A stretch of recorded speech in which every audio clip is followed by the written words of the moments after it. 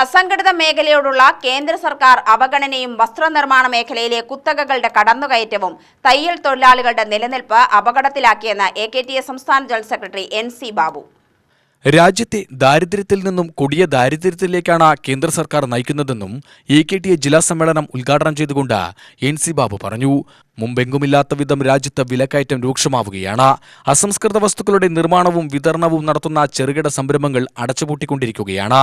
സമ്പന്നന്മാരുടെ വ്യാപാരവും വികസനവും മാത്രമാണ് കേന്ദ്ര സർക്കാർ പരിഗണിക്കുന്നത്. കേരളത്തിന്റെ നേട്ടങ്ങളെ എങ്ങനെയും തകർക്കാനാണ് കേന്ദ്ര സർക്കാർ ശ്രമിക്കുന്നതെന്നും അദ്ദേഹം പറഞ്ഞു.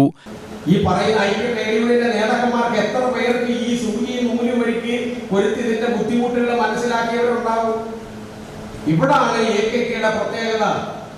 സൂചി നൂല് കൊരുത്ത് തുന്നൽ പരിശീലിക്കാതെ ഈ തൊഴിലിന്റെ കുട്ടും വേദനയെ അറിയാതെ ഇതിന്റെ വിയർപ്പൊഴുക്കാത്ത ഒരാൾ നയിക്കുന്നതല്ല ഈ സംഘടന. ഇത് ഈ തൊഴിൽ എടുത്തവൻ തന്നെ രൂപീകൃതമാക്കിയ സംഘടന. ഇതിന്റെ എല്ലാ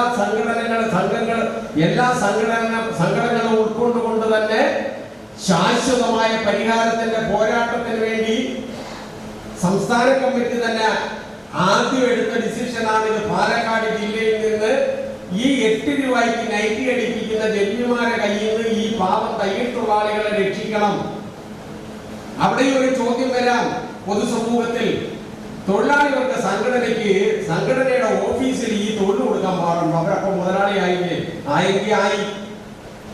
AKTയുടെ പാലക്കാട് ഓഫീസിൽ ഇതിന് ഈ സൗകര്യം ഒരുക്കി നമ്മുടെ 4 കുട്ടിക്ക് അവിടെ തൊഴിൽ കൊടുത്ത് ആ 4നെ 40 400 വിന്യസിപ്പിച്ചാൽ 400 പേര് ഉത്പാദിപ്പിക്കുന്ന വസ്ത്രങ്ങള് ഈ കേരളത്തിന്റെ 13 ജില്ലകളിലും വിറ്റഴിക്കുവാനുള്ള മാർക്കറ്റിംഗ് തന്ത്രങ്ങൾ ഈ സംഘടനയ്ക്ക് അറിയാമെന്ന് പറയാനാണ് ഞാൻ ഈ അവസരം ഉപയോഗിക്കുന്നത്. President T. വെള്ളപ്പൻ അധ്യക്ഷത വഹിച്ചു.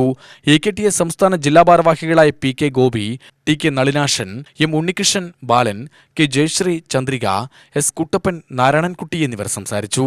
UTV news, Palakkad.